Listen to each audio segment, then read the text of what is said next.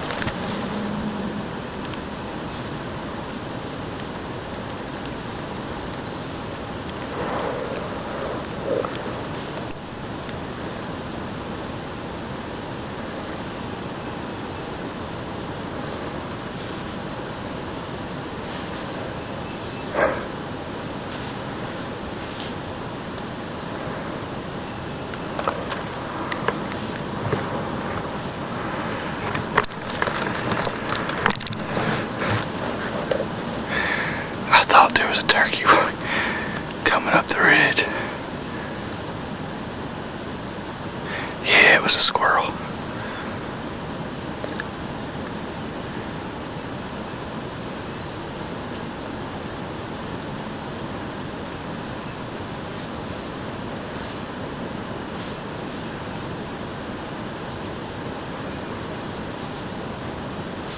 There's something else behind it.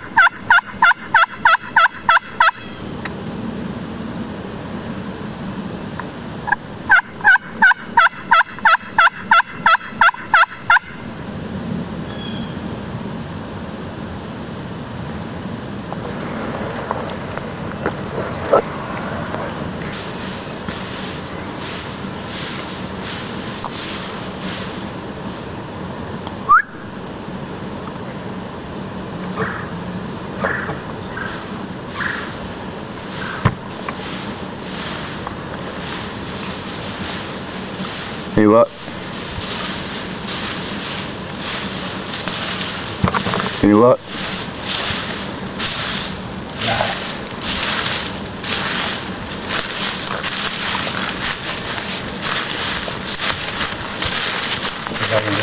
I had two coming. I was on the next ridge over. I had two coming right at daybreak. And about the time they gobbled the last time, I heard classic. We heard that shot. I think I heard you call us when we were sitting up here on top. There was somebody else behind me. Yeah. To the, like I was on this ridge. They were like, I can't tell if it was Did somebody. you come up from Cox Hollow Road? Yeah. Yeah. That's a steep walk. Gosh almighty.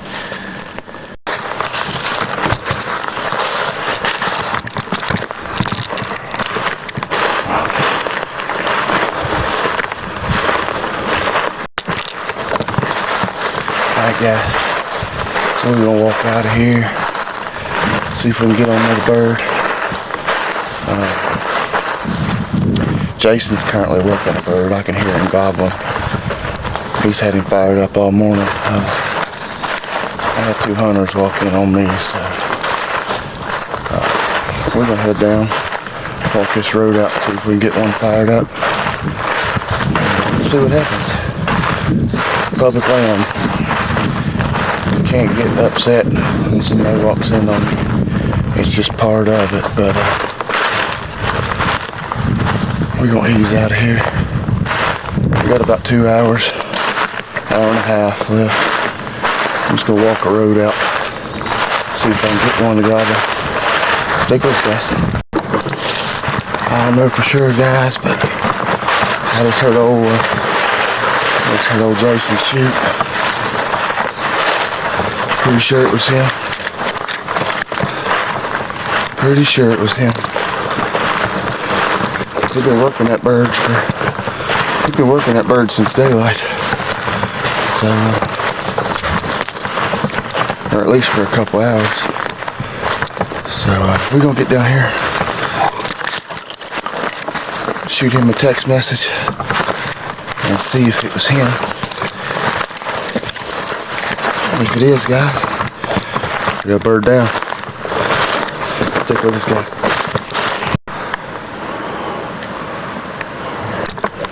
Alright, guys, Jason just shot me a text message. It is a confirmation. Old Cochran is on the board. I had several birds come in on me this morning. Had 2 to my left, 2 to my right, and I could hear Jason working the gobbler over here.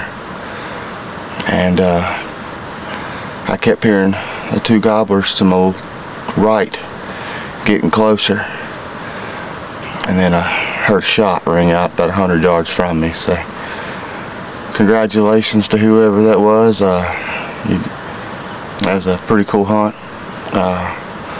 The ones to my left, after that shot went off, rang out. They never said another word. So it's about 9:30. I think Jason has to leave here in a little bit. I'm riding with him, so my hunt's probably over. So it is what it is.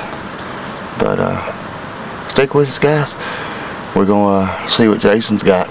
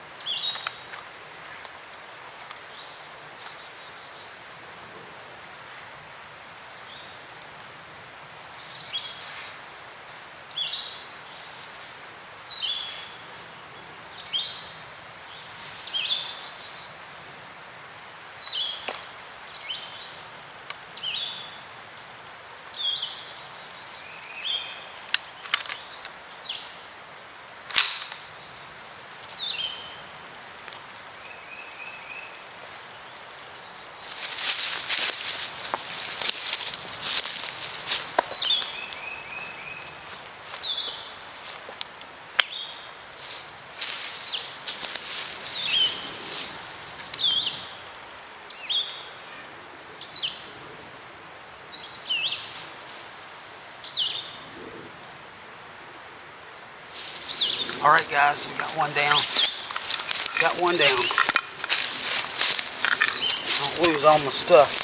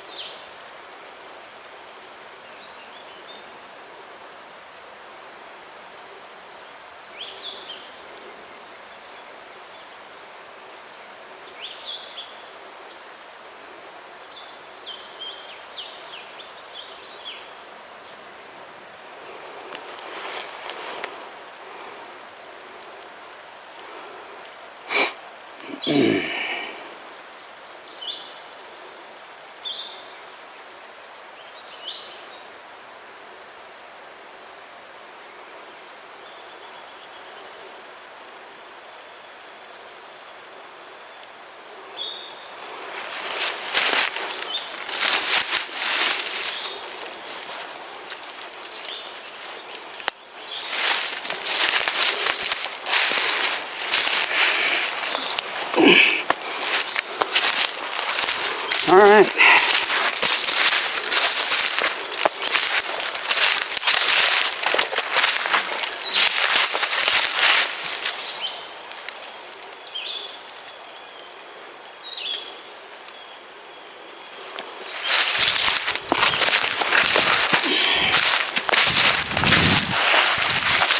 Make sure my weapon rolls safe. He's still kicking.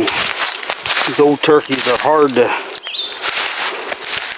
like cutting the head off a chicken. They just don't, they just keep on. I thought I made a good shot. That was about a 30, right at 30-yard shot. He was right in here. And I was scared if I let him go any further, he would have went, come right over that little knoll, right through this little bowl, looking for me. And then he was gonna, I think he was gonna hang at the bottom of this. And not, I was hoping he'd come around up in here. I was sitting up, right where you see the base of that big tree, at the top of the screen there. So it was about a 30-yard shot. Can't complain there. Let's go see what size he is. I thought he had about an 8-inch beard. Nothing great. From what I could tell, he might be a 9-inch beard. This old red head though, he's fired up.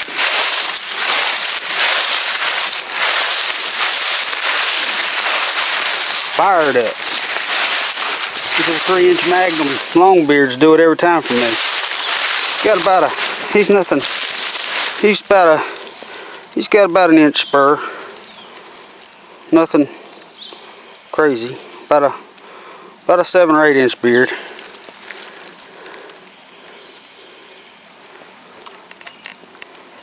Alright, let's get him out of here and we'll get some more footage. Well, it's been a good morning. It's not the opening morning, but it's the next morning after. Me and my nephew Matthew, we got up and got up here a little later than we like. A couple other hunters were in our preferred spot, but you just have to show respect and find another location. And we went down the road a piece, and he went on one side of the road and I went on the other, and we heard some toms gobble off in the distance. One was hammering up above me, but didn't say too much. I went as close as I could. They went lockjaw, and then it was probably about 8:30. There was one right down here in the field, well, at the edge of the wood line, near the field, and there was at least two, and they were just hammering away, and they never shut up. I have some video of the setup on my camera, and we'll hope to post that soon. So we're real happy. This is not the best bird I've killed. He's got about a 3/4 to an inch spur, about an 8-inch beard. Haven't really officially measured him yet, but he'll do. He'll eat good. So good luck to all you guys that are out hunting this spring, and remember to be safe, and God bless, and we'll talk to you soon.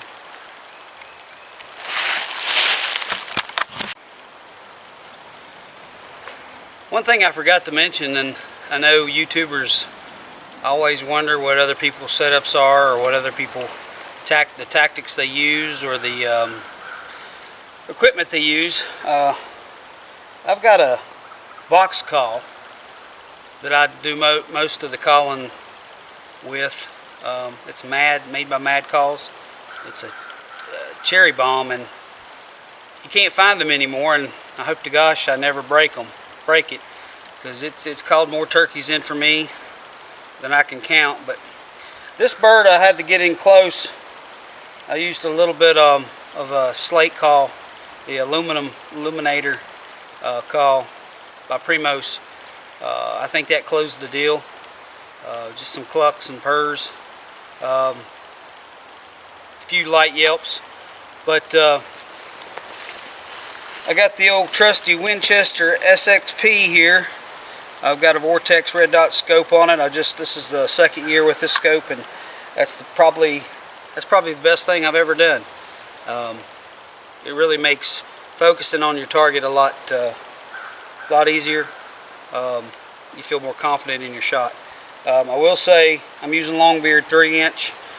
This gun's capable of taking a 3.5, but I've never had a problem with 3-inch Longbeard number 5 shot. I shot this bird at about, I think I paced it off about 30 to 35 yards. Not too far, but it put him down. So anyway, I just wanted to share that. Today's fairly warm. No wind, nothing like yesterday. So we had a good hunt, and hopefully we can do it again and bring you guys some more entertainment. See you later. Hold on, guys.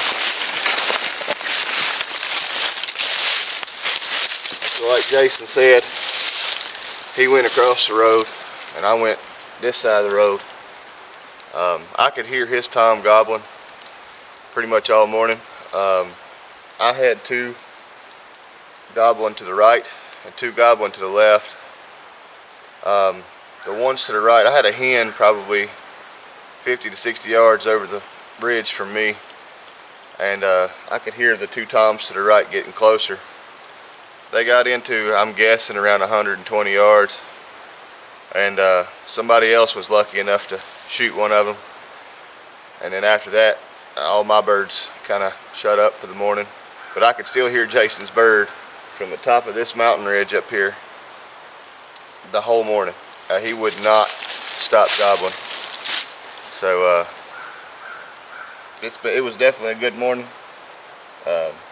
Very enjoyable hunt. God bless. God bless y'all.